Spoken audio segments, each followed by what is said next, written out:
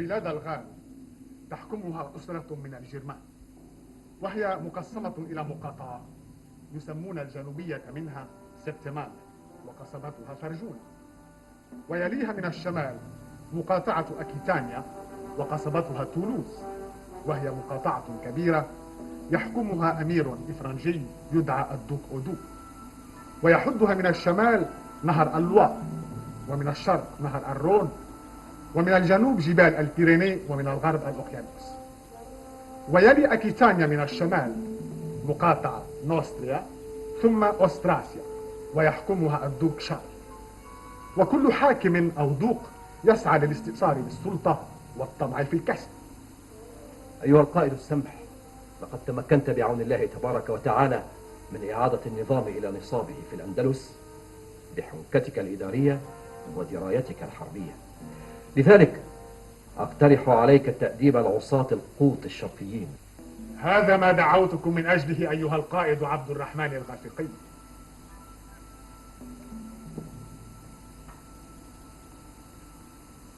إن مصدر الاضطرابات في الأندلس هو نتيجة ما يخططه لنا هؤلاء العصاة مع حكام الإفرنج بدسائسهم المعهودة.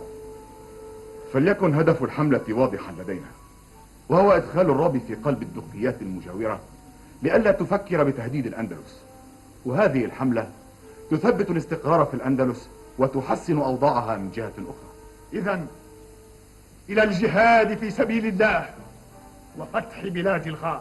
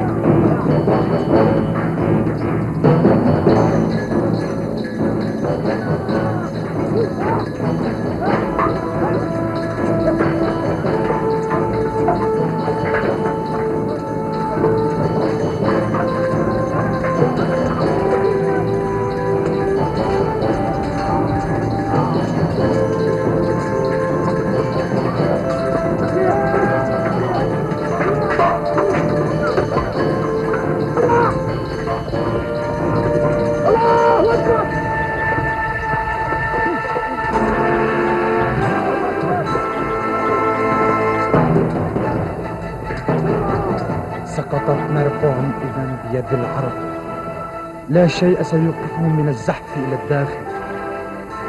لا بد أن أخبر القائد فريدريك.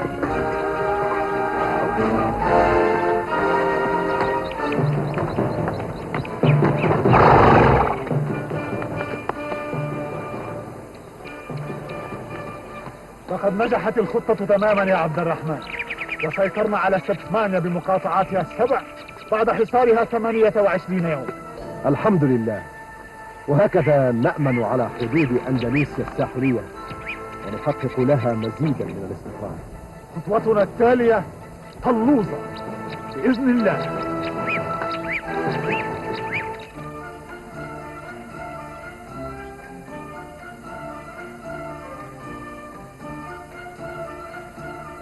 على سيد الدوق أودو. ماذا وراءك أيها القائد فريدريك؟ غدت مقاطعة سبتمانيا في حوزة المسلمين بعد أن استولوا على عاصمتها ناربون. لا داعي إلى هذا القلق، فهذه المقاطعة من ممتلكات القوط الشرقيين، وهي خارج نطاق دولة الإفرنج. ولكن يا سيد الدوق، علمت أن العرب بدأوا بغزو أراضي الإفرنج أيضا. كيف هذا؟ نعم يا سيدي، لقد توغل جيش المسلمين في مقاطعتك، وهم الآن في طريقهم إلى طولوز. ماذا؟ نعم يا سيد الدوق، هذا ما حدث. العرب يغزون مقاطعتي؟ لن أسمح بهذا أبدا. سألقنك درسا قاسيا أيها العربي السمح بن مالك. أيها القائد. نعم سيد الدوق. جهز جيشا كبيرا من كافة أنحاء المقاطعة وسر به فورا إلى طولوز. أمرك سيدي.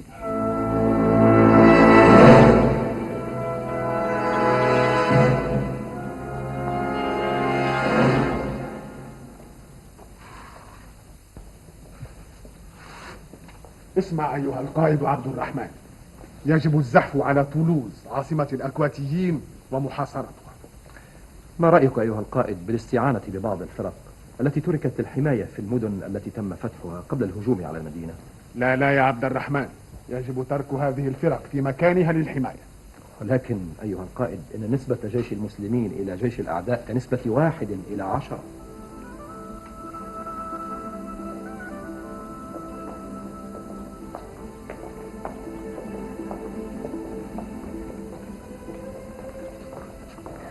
أظنني بين يدي أمير الجند السمح بن مالك. نعم، أنا هو. ما اسمك يا أختاه؟ اسمي مريم. أرجو أن تكون معرفة مباركة. وما خبرك؟ غرضي هو نصرة هذا الجند حتى تتحقق أمانيه. وما الذي دفعك إلى هذا الموقف وأنت لست عربية على ما أظن؟ إنني وإن كنت غير عربية ولا مسلمة، فليس ثمة ما يمنع غيرتي على نصرة المسلمين في هذه المدينة وغيرها من مدن الإفرنج. لم أفهم مرادك. هل يتمنى أهل هذه البلاد نصرة المسلمين على ملوكهم؟ نعم، إنهم يتمنون ذلك. لقد سمعوا بحال الأندلسيين بعد أن فتح المسلمون بلادهم، فعاملوا أهلها بالرفق والعدل، فلم ينهبوا ولا سفكوا دما بريئا. ومن اختار البقاء على دينه حافظوا على عهده، ومن اعتنق الإسلام وكان عبدا صار حرا. فأحس الأندلسيون بأنهم انتقلوا بالفتح من الرق إلى الحرية ومن الظلم إلى العدل، وشاع ذلك في سائر أنحاء بلاد الغال. إن هذا الأمر الذي ذكرته يا أخي لهو الواقع بعينه. إنكما تخاطبان الآن امرأة من أشد الناس غيرة على نصرة المسلمين. وأما الآن فأني أهب نفسي لخدمة الهدف الذي جئتم من أجله، وسأبذل ما في وسعي في سبيل تحقيقه.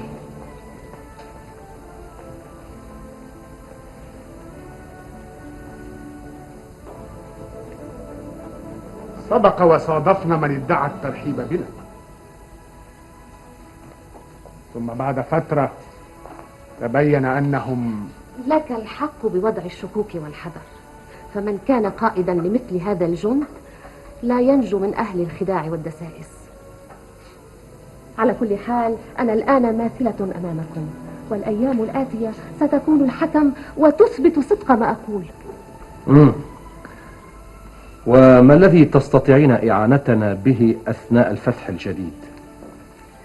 ليس لي سيف أقاتل به معكم، ولكنني خبرت من طبيعة هذه البلاد وعرفت من أحوالها ما لو عرفه المسلمون لفتحوها من أيسر سبيل. وما الذي تعرفينه؟ وهل يخفى على الأمير أن أهل هذه البلاد هم غير الإفرنج الذين يحاربونكم، وأن الدوق أودو حاكم أكيتانيا هذه وجنده ليسوا أقرب إلى قلوب الغاليين من قائد جند المسلمين ورجاله. وكيف ذلك؟ لابد أن تعرفوا أن سكان هذه البلاد هم الغاليون، وأن الإفرنج هم إحدى قبائل الجرمان، احتلوا غاليا واستولوا عليها. والغاليون بالطبع يؤثرون الإفرنج؟ أبدا، ولا يطيقون سماع اسم تلك القبائل التي أعماها حب السلطة واستعباد الناس. الغاليون عانوا الكثير من حكمهم. إن الدوق أودو هو على أشد الخلاف مع شارل حاكم أستراسيا وشديد الحذر منه. لا أخفي أن لدينا بعض المعلومات عما تقولين، فإن كليهما قد بالغ بالكراهية والبغضاء للآخر. وبصفتك إحدى أهالي بلاد الغال يهمنا الاستماع إليك لمعرفة حقيقة موقف الناس إزاء قبائل الإفرنج وإزاءنا. الرعية لم تعد تحتمل قساوة أودو وشارل لها، ابتزا أموالنا، أتعبانا بالضرائب، وحكما بقساوة وقمع ظاهرين. ربما نكون نحن كذلك إذا قدر لنا الله أن نفتح هذه البلاد. لا، فالأندلسيين تجربة طويلة معكم. يوم وصلتم إلى بلادهم لم تتعرضوا لهم في شيء، لا إلى دينهم ولا إلى أي ركن من أركان الحياة. والغاليون على ثقة تامة إذا ضمنت سلامتهم منكم كانوا عونا لكم على الفتح، أو ربما وقفوا على الحياد. الضمانة للغاليين مسألة محسومة بالنسبة إلينا، وأنت وهم تدركون جيدا ما أقول. أما أنا فقد وجدت لنفسي دورا مهما أثناء فتحكم لهذه البلاد. وما هو دورك أيتها الأخت الكريمة؟ زرع الاطمئنان في نفوس الأهالي الذين تنوون الوصول إليهم. هذا دور كبير، وسنعمل معا حتى نحقق النجاح، وسوف نثبت بإذن الله أننا رسل سلام ومحبة، وسوف نعمل أيضا وسوية حتى ننقذكم من عبودية قبائل الإفرنج. يبدو أن المسلمين لا يتركون نرتاح أبدا، وأكثر ما يزعجني أنهم يبنون علاقات حميمة مع الأهالي. لا تأبه لهذا الأمر يا أبي، فما تقرره جدران هذا القصر هو السائد، لا رأي الناس. لا يا لمبشي، إذا نجح هؤلاء في كسب ود الناس فإن ذلك سيؤثر على وجودنا وحكمنا، ولا يغيب عن بالك أننا وحدنا، فحاكم أستراسيا شارل هو أسعد الناس اليوم بتعرضي لهجوم العرب. على كل حال ما زلنا ببداية الطريق، وقلعة طولوز ليست سهلة كما يعتقد المهاجمون. إذا كنت قلقا لساعة تجاه المسلمين فإن قلقي تجاه شارل وخصومي الآخرين يأخذ النهار كله. المهم الآن إعاقة تقدم السمح وإبعاده، أما شارل وغيره فلن يكون شيئا أمامك بعد ذلك. لمبشي، طالما أن المعركة طويلة مع المسلمين، ما رأيك لو نفتح عليهم جبهة جديدة؟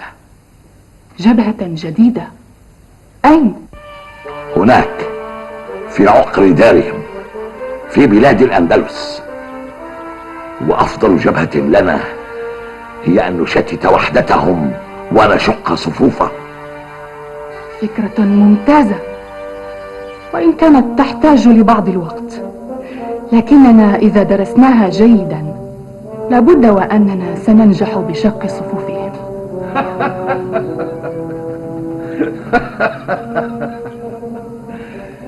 كم انتظرت نهايتك يا أودو، ولكن يعز علي أن تسقط على يد غيري. المهم أن حجرا كبيرا سيزاح من طريق السيد الدوقشار. وقمة سعادتي يوم يأتيني إلى هنا ذليلا طالبا مساعدتي. وماذا سيفعل السيد الدوق يومئذ؟ هل يهب لمساعدة أودو أم يترك المسلمين يدخلون طولوز وقرقشون؟ عندها لكل حادث حديث، المهم أن يذل أودو أمامي. قل لي يا لويس، ما هي أخبار المعارك؟ المسلمون يحاصرون الآن قلعة طولوز، وقد تركوا عدة فرق في المدن التي وصلوا إليه. ألا يجدون مقاومة هناك؟ بلى، أيوديس أمير الكرواتيين يقف هناك على رأس جيش كبير يوازي 10 إلى 1 من جيش المسلمين. أتظن يا لويس أننا أمام يوم يفصل بيننا وبين العرب المسلمين؟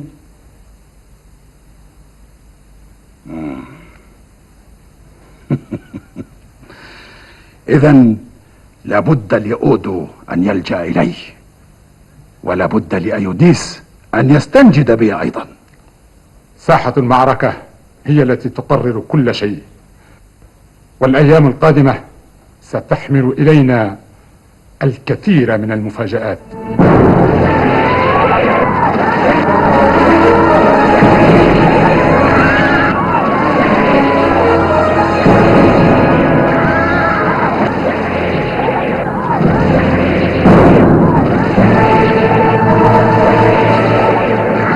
لقد أبلى المنجليق بأسوارهم يا عبد الرحمن، كما أبلى جنودنا البواسل.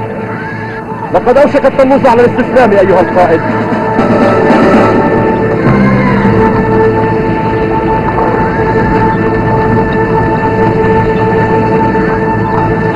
أقبل أودو بجيشه الكبير أيها القائد.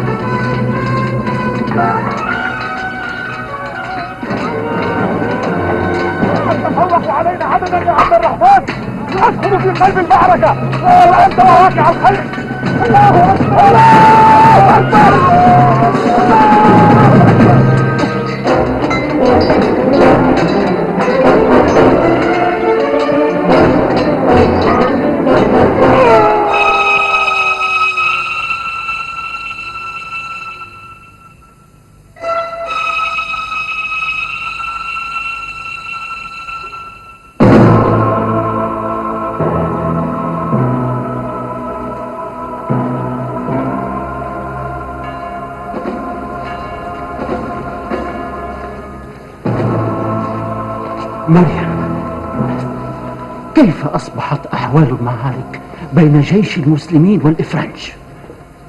دارت معركة رهيبة يا عم هاري، استشهد فيها القائد البطل السمح عند أسوار قلعة طولوز. القائد السمح الذي رأيناه هنا وتحدثنا معه وقدم لنا كل المساعدة. أجل. وماذا حل بجيش المسلمين بعده؟ تماسكوا بعدما اختاروا عبد الرحمن الخافقي قائدا لهم.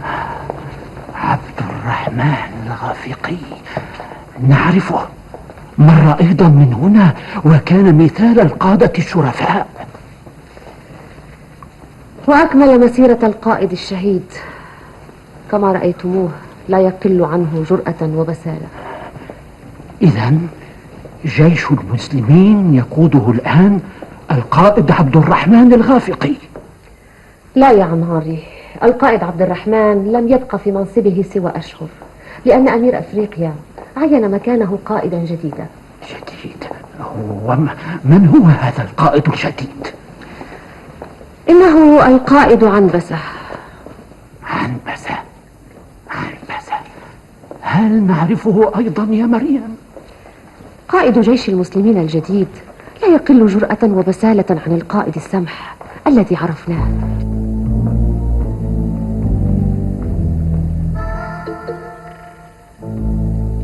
علينا الاستمرار بمواصلة الفتح، وأن نعمل بمقتضى الكتاب والسنة، ونقتدي بالعمل الصالح. إذا وفقنا الله بفتح البلاد التي أمامنا كسبنا الشيء الكثير.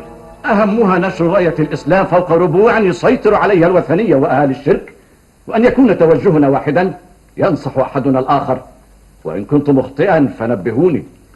أهم نقطة نواجهها هي مسألة إخواننا الأسرى لدى الإفرنج. أيها القائد عنبسة، إن أسرانا يعاملون أسوأ معاملة على الإطلاق، وهذا حافز مهم يدعون لمضاعفة الجهاد على الأقل تحرير إخوتنا من الأسر. ثم يجب التحضير لشن هجوم جديد على تولوز، لأن دم القائد السمح لن يذهب هدرا.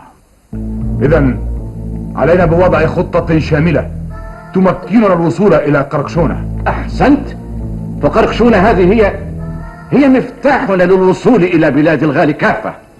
أيها القادة، المهم الآن استمرار الضغط على تولوز.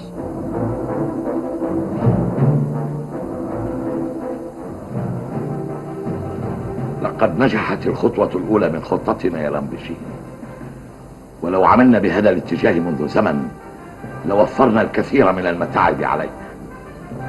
وربما نكون قد أجهزنا على شارل خصم والدي منذ زمن. أرجو أن تكوني خير من يمثل دوره المطلوب عند زوجك الجديد مونوسا حاكم قرطشان. لن أكون سوى العيون والآذان لوالدي الدوق، وسأسعى جاهدة ليكون زوجي مونوسا سندا وعونا لك. أعتقد أن لامبشي لن تكون زوجة لمونوسا فحسب، وتنسى ما عليها تجاه والدها وبلدها الأم أكيتانيا. مونوسا يحبني جدا يا أبي، ومن يحبني لابد أن يحب أيضا ما أحب. لامبشي ابنة أبيها وستبقى. تعلمين أننا بحاجة ماسة لمساندة مونوسا لنكف شر خصم اللدود شارل. اطمئن يا أبي، مونوسا سيكون لك حليفا قويا يقلب الموازين لصالحنا في غاليا.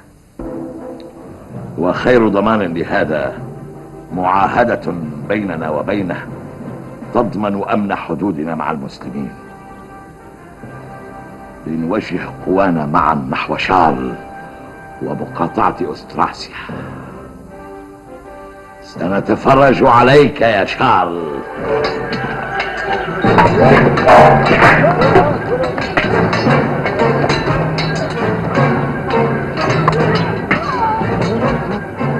هكذا بكل بساطة وسهولة ينال المسلمون منا في قرقشونة.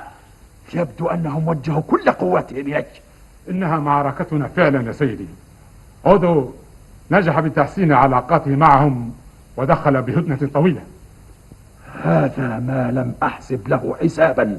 لم أتوقع للحظة واحدة أن يقف أودو هكذا متفرجا بعدما كادت المعارك تطال رأسه. لابد من وضعكم عند آخر أخبار الميدان. ما هي؟ تراجعنا حتى مدينة فالنسيا وأقمنا كافة التحسينات، فالأخبار القادمة تقول بأن المسلمين مصرون على تقدمهم إلينا. فالنسيا هذه منطقة تقع ضمن أراضينا. إذن علينا حصر المعركة في مدينة نيم القريبة من مدينة قرقشونة. ولكن يا سيد الدوق، جيشنا أقام تحصينات في فالنسيا ليأمن ظهره في حال نجح المسلمون في التقدم أكثر.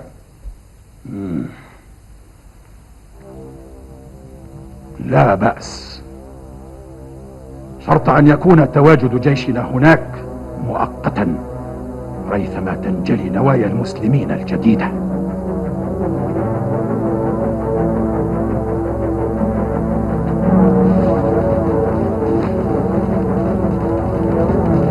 أيها القائد عنبسة، تم تحرير إخواننا الأسرى المسلمين من حصن كركشونة. الحمد لله. وأسرى الإفرنج الذين لدينا ماذا سنفعل بهم؟ سنرسلهم إلى برشلونة، وأشدد على معاملتهم معاملة طيبة تليق بنا وبأهدافنا. حسن. لكن هناك مسألة كانت تأخذ حيزا من تفكيري حتى في ساعات المعركة. ما هي أيها القائد؟ كنت أخشى أن يغدر بنا أودو من الخلف أثناء تقدمنا بالقرب من نهر السين. كان بإمكانه أن يفعل ذلك وبكل سهولة، وهذا الموقف أدخل عنصرا جديدا في فتحنا بلاد الغال. وكيف يرى القائد عنبسة هذا العنصر الجديد؟ معناه أن الطريق أمامنا أصبحت سهلة عن ذي قبل إلى حد ما. فشار لن يستطيع الصمود وحده طويلا إن استمرينا نحن بالضغط عليه بهذا الدفع وهذه القوة. ومع ذلك فإيانا والركون إلى أودو رغم مصاهرته لأحد قادة المسلمين. بالطبع. وهل يعقل أن يتحول الذئب بين ليلة وضحاها إلى نعجة وديعة؟ لذلك سنترك فرقة من جيشنا عند الحدود مع أودو لتكون على استعداد تام لأي تقلبات قد تؤثر على تقدمنا وجهادنا. أحسنت صنعا أيها القائد.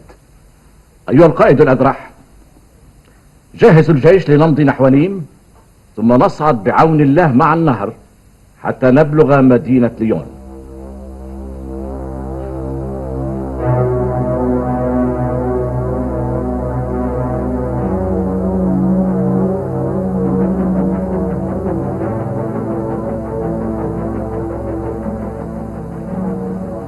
منسة، اليوم وصلتني رسالة من والد الدوق أودو يبلغك بها أسمى تحياته وتقديره. هذا يسعدني. ووالدك عزيز إلى قلبي، فهو حليفنا الأقوى في بلاد الغال. القائد عنبسة يبدو أنه مصمم على التقدم باتجاه مدينتي فالنسيا وليون. منسى، ما رأيك بسير الأحداث هذه؟ أعتقد أنها معركتنا، ولا بد لجيش المسلمين أن يحسم أمره. وعنبسة قائد لبق نجح بحسن إدارته أكثر مما لقوته. طبعا، وثقة أهالي الإفرنج به قوت مركز العرب والمسلمين في المناطق التي وصلوا إليها. وأنا مرتاح جدا لتعاملي معه، سيما وأننا وصلنا إلى أشرس المعارك اليوم. أفهم أنك مقتنع تماما بما يحصل؟ طبعا، نحن نفرض الظروف التي تناسبنا، ويوم يأتي من يفرض علينا الزمان ومكان المعركة، معنى هذا أننا تراجعنا إلى الوراء. هذا ما يعجبني بزوج الحاكم منسى.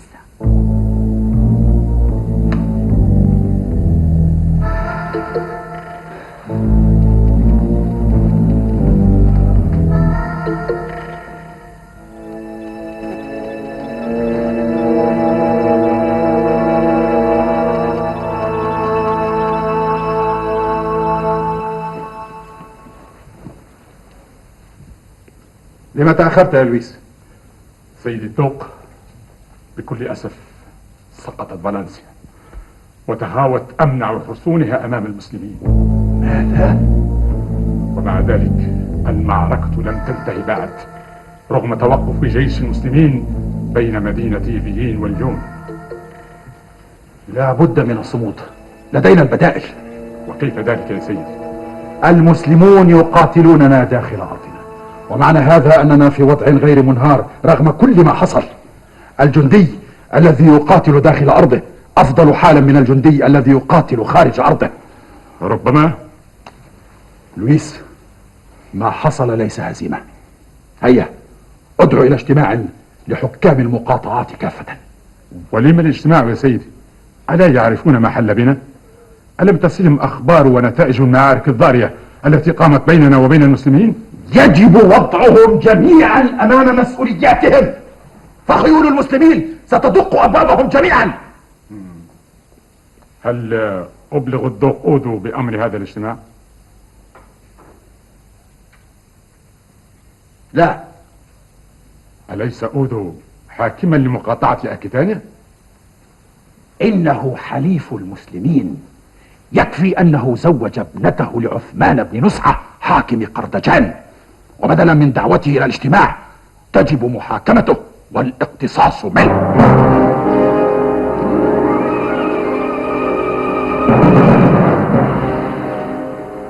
تجميع جيشنا هنا بين مدينتي فين وليون لا يجدي نفعا. علينا التحرك بسرعة للحفاظ على أرواح الإخوة المجاهدين. لا أخفي عنك أننا جميعا بدأنا نشعر أن وجودنا هنا لم يعد يجدي. سننقسم إلى قسمين وننطلق من هنا، من مدينة شالون هذه. القائد عبد الله يتولى قيادة الحملة التي ستتوجه إلى مدينة ديجون هذه. أما أنا فسأسير مع الإخوة حتى مدينتي بيتريا ولانجر. الوصول إلى لانجر سيكلفنا نشر عدد كبير من جيشنا للحفاظ بها ولتأمين وصول الإمدادات لتلك المدينة البعيدة. ماذا يقصد القائد الأذرع؟ أرى أن نقف هنا عند ديجون. اللانجر منطقة غنية بالبساتين، وقد علمت أن حياتهم الزراعية قائمة على هذه المنطقة. إذا وفقنا الله بالوصول إلى لانجر نتوقف عندها. أيها القادة، غدا بعد صلاة الفجر إن شاء الله ننطلق جميعا حسب الخطة التي أوضحتها لكم.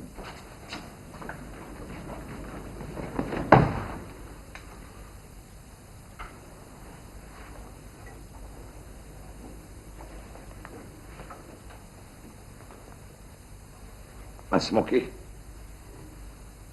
اسمي روز. بل اسمك مريم. أظن سيد الدوق يريد امرأة غيري. أو تظنين أننا غافلون عنك وعما تقدمينه لجيش المسلمين من مساعدة؟ لم أفهم مغزى كلامك يا سيدي. أليس من المعيب وأنت ابنة هذه البلاد أن تناصري قوما غرباء جاءوا لقتالنا؟ آسفة يا سيدي، حتى الآن لم أفهم ماذا تقصد. ماذا جئت تفعلين هنا؟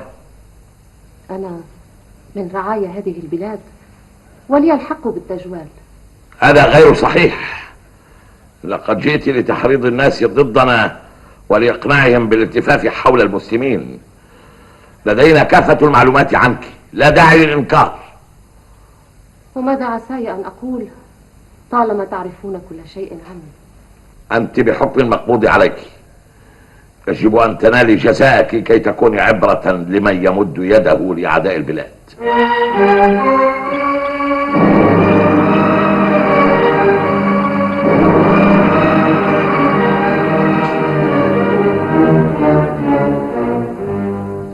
السلام عليك أيها القائد.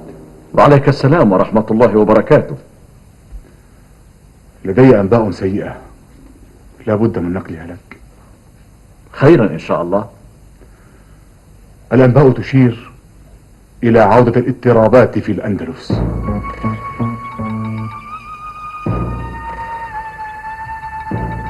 هل هذا وقته؟ هل هذا وقته؟ نحن الآن في مدينة سانس، يعني أصبحنا على أبواب مدينة باريس. ما يحز في النفس أننا أمام موقف صعب وفي أحلك الظروف بعدما حققناه من انتصارات وفتوحات. إن عودتي لترتيب الأمور في الأندلس ضرورية، ومواصلة الفتح هنا ضرورية أيضا، لكن مصير المسلمين في الأندلس هو الآن أشد حاجة إلي من وجودي هنا.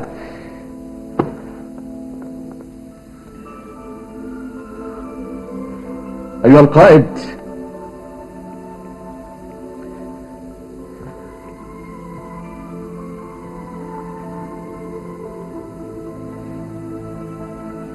بلغ جيش المسلمين،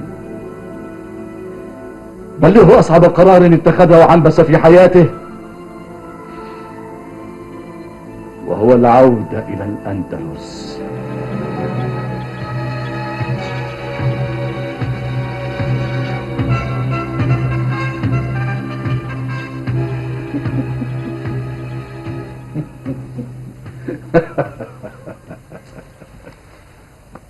منذ زمن لم نرى الابتسامة ترتسم على وجه سيد الدوقشار. كيف لا أضحك وقد تراجع أخطر عدو عنا. شكرا للظروف التي ساعدت على ابتعاد المسلمين. لا تقل الظروف، بثوا بين الناس بأننا انتصرنا. قولوا للأهالي بأن المسلمين تراجعوا تحت عنف ضرباتنا. وهذا ما يشاع اليوم يا سيد الدوق.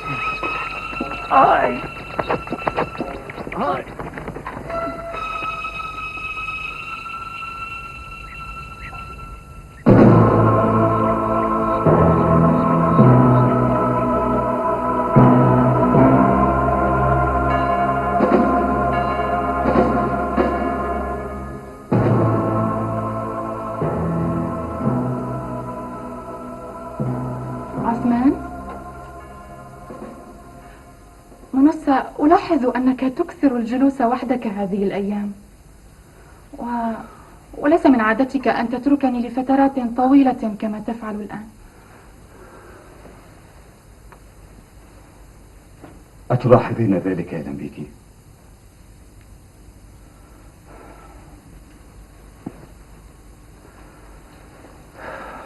لا أخفي ذلك. ألا يحق لي أن أعرف أسباب متاعبك وأنا زوجتك التي عودتها ألا تخفي عنها شيئا؟ إن سعادتي تكمن حين أشاركك همومك وأساعدك بحلها.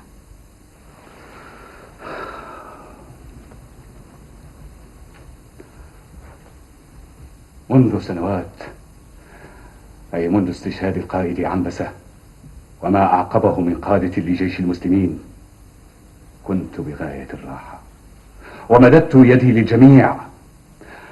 أما الآن وبعد تولي عبد الرحمن الغافقي قيادة جيش المسلمين،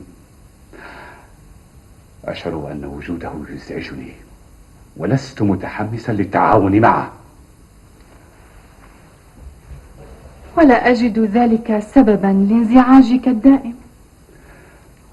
وكيف ذلك؟ كيف ذلك يا لمبيكي؟ وأنت لا تعرفين أن بيني وبينه بعدا منذ عهد القائد السمح.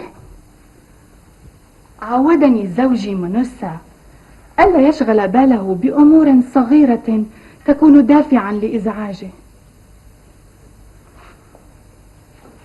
ماذا تقصدين يا لمبيكي؟ من أهم صفات الحاكم منسى حسمه للأمور، وأنه لا يترك شيئا يكبر أمامه حتى ولو كان. وأنا كما تعرفينني وكما يعرفني الجميع. إذن لا داعي للانزعاج من أمور صغيرة كهذه. ولكن وجود عبد الرحمن ليس أمرا صغيرا. إنه يجهز جيشا قويا يمكنه العودة للقتال في كافة بلاد الغال، وعبد الرحمن إذا رسم خطة لا يتراجع عن تنفيذها مهما كلفته. هذه صفاتك يا عثمان. أنت أيضا حاكم قوي، وقراراتك لا تسمح لأحد بمناقشتها لأنها مدروسة دائما. وهذا سبب كبير لتصادم المتوقع مع عبد الرحمن. ليفعل ما يشاء وأنت تفعل ما تراه مناسبا. خلال سنوات مرت لم يؤثر عليك أحد من القادة الذين تعاقبوا على قيادة جيش المسلمين، وعبد الرحمن الغافقي يجب أن يكون كسابقيه. أفكلما جاء قائد جديد نقضي الوقت بتنفيذ ما يريد؟ أنت حاكم قردجان ولك آراؤك، ولا تنسى أنك من الحكام القدامى الذين تمرسوا بالحكم. لقد أصبحت لديك الخبرة الطويلة. أفهم من هذا أنك تقترحين علي عدم الاكتراث بعبد الرحمن. هذا إلى حد ما، لأنه من المستحيل عدم اكتراثنا به. تبقى نصيحتي لك أن تأخذ القرارات التي تناسبك. أنا لست متشجعا للدخول معه في فتوحات جديدة وتحت لوائه بالذات. وهكذا يكون. لكن أنت لا تعرفين عبد الرحمن هذا. يكفيني أن أعرف زوجي حاكم قردجان ونسى.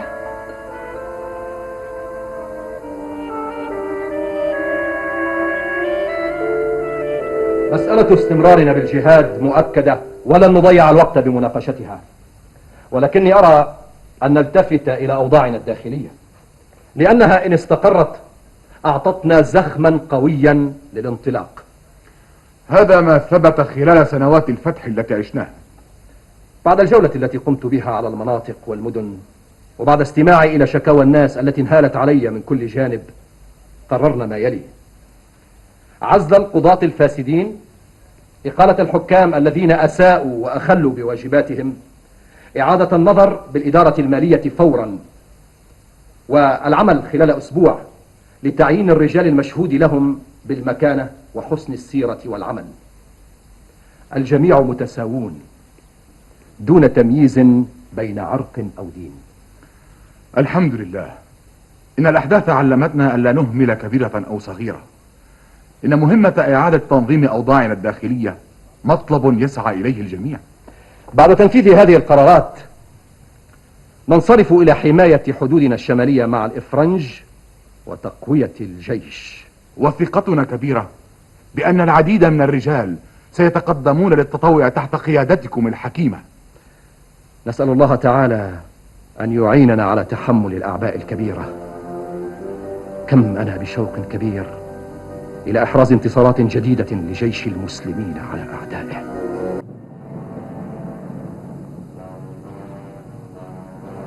أي خبر هذا؟ كيف حصل؟ وأين؟ عند مشارف قردجان قتل مونوسا وهو خارج منها. وابنة لمبشي ما زالت بخير. أين هي؟ أسرت مع كافة أفراد الحاشية وحملوا جميعا إلى الشام. أي صعقة نزلت علينا وعلى أكتاننا. فريدريك، أين وصل جيش المسلمين؟ اخترق أراغون ونفارا وهم الآن في عمق بلاد الغال. لقد قص الغافقي أجنحتنا وسيصل حتما إلى الرأس. فريدريك. نعم سيد الدوق. اذهب فورا إلى شارل ليمدنا بالمساعدة. إلى شارل؟ لا وقت للجدال. اذهب فورا وأبلغه موافقتي على جميع شروطي.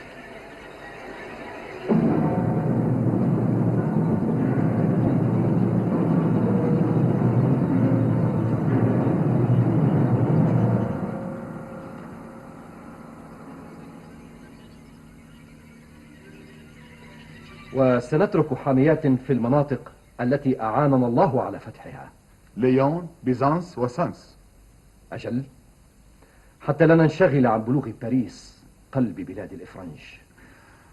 من كان يصدق أن يأتي يوما ونرى فيه أودو متحالفا مع عدوه اللدود شارل حاكم أستراسيا؟ كنت أستبعد أن يستجيب شارل لنداء أودو لما بينهما من نفور وبغض وأطماع. ربما جمعتهما المصيبة. لا تستغرب يا لويس، رأيت بطلب الدوق أودو مساعدتي له مناسبة لتوسيع أملاكي ومقاطعتي. ولكن يا سيدي الدوق، جيش المسلمين لم يجتاح مقاطعة الدوق أودو فقط، ها هو الآن يزحف نحو تور التابعة لك، وقد نجح بدخولها رغم مقاومتنا العنيفة لهم. لا تقلق، لقد حشدت قوة كبيرة من قبائل حدود الدانوب والألب، سيعملون على صد المسلمين.